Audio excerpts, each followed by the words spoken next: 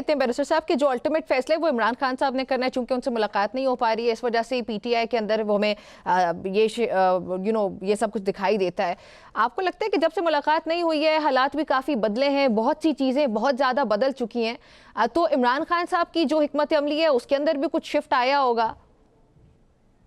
जी, मैं गेस तो नहीं कर सकता, लेकिन मुझे पता नहीं, लेकिन हो सकता है ऐसा हो। क्योंकि क्योंकि खुफिया उनकी मुलाकातों की भी स्ट्रेटजी बहुत सी बिल्कुल खबरें नहीं हुई आती हो। रहती हैं और बहुत सी चीज़ें होती हैं, और कई बार इवन इस तरह की खबरें भी बता रहे होते हैं ज़राए कि इमरान खान साहब से मुलाकातें हो चुकी हैं और ये कहा जा रहा है, वो कहते हैं कि मुझे वक्त दे दें सोचने के लिए और इस तरह का। तो ऐसा कभी कुछ हुआ है?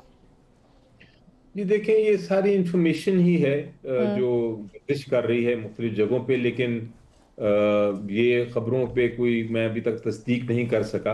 ठीक है। और जब तक मैं खुद उनसे मिलके इसकी तस्दीक ना कर लूं तो मैं किसी तरह यकीन नहीं कर सकता ट्रू, मेक अफवाहों पे। सेंस। हाँ जी। It makes sense. अच्छा, वैसे केसेस की तरफ अगर हम आए तो कौन से ऐसे पेंडिंग कोर्ट केसेस हैं जिनको बड़ा क्लोजली हमें कमिंग मंथ्स के अंदर मॉनिटर करना चाहिए, जिनमें आपको लगता है कि ये केसेस रिलीफ दे सकते हैं, पाकिस्तान तहरीक इंसाफ के लिए कुछ हालात बदले जा सकते हैं, तो वो कौन से केसेस हैं ऐसे?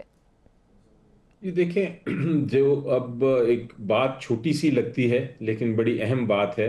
जी अ, प्लीज। और आप ये ज़रूर कह सकती हैं कि आप लोगों की पहले तो डिमांड थी कि हम रिलीफ चाहते हैं कि जेल से बाहर आए। अब आप लोग बात करते हैं कि डॉक्टर से मुलाकात करा दें या हमसे मुलाकात करा दें या फैमिली से मुलाकात करा दें या लॉयर से मुलाकात करा दें।